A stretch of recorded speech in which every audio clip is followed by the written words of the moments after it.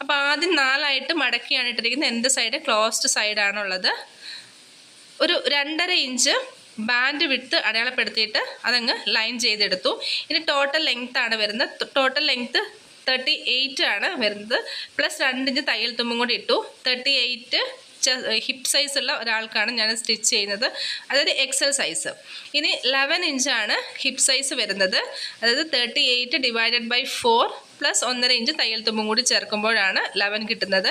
അതിൻ്റെ കൂടെ 2 ഇഞ്ച് കൂട്ടിയിട്ട് 13 ഇഞ്ച് ക്രോച്ച് ലെങ്ത് താഴേക്ക് എടുത്തിട്ടുണ്ട്. അതുപോലെ തന്നെ ഈ സൈഡിലും ഒരു 13 അടയാളപ്പെടുത്തി. വീണ്ടും നമ്മൾ 11 ഇഞ്ച് എടുത്തിട്ട് കറക്റ്റ് ആ പോയിന്റ് 11 ഇഞ്ച് എന്നുള്ളത് കറക്റ്റ് ആ പോയിന്റ് കണ്ടുപിടിക്കുന്നുണ്ട്.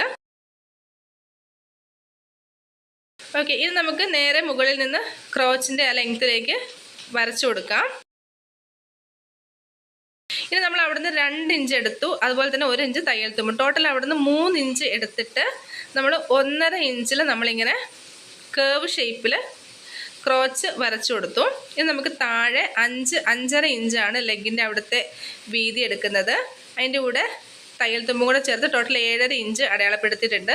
നമുക്ക് ക്രോച്ചിൻ്റെ അവിടുന്ന് നേരെ താഴേക്ക് സ്ട്രെയിറ്റ് ആയിട്ടങ്ങ് വരച്ചു കൊടുക്കാം. ഇനി കട്ട് ചെയ്തെടുത്താൽ മാത്രം മതി.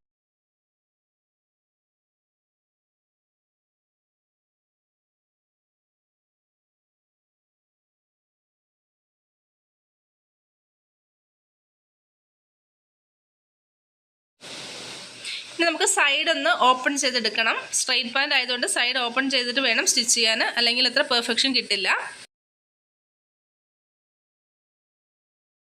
അങ്ങനെ സൈഡ് ഓപ്പൺ ചെയ്ത് കഴിയുമ്പോൾ നമുക്ക് 4 പീസായിട്ട് കിട്ടും.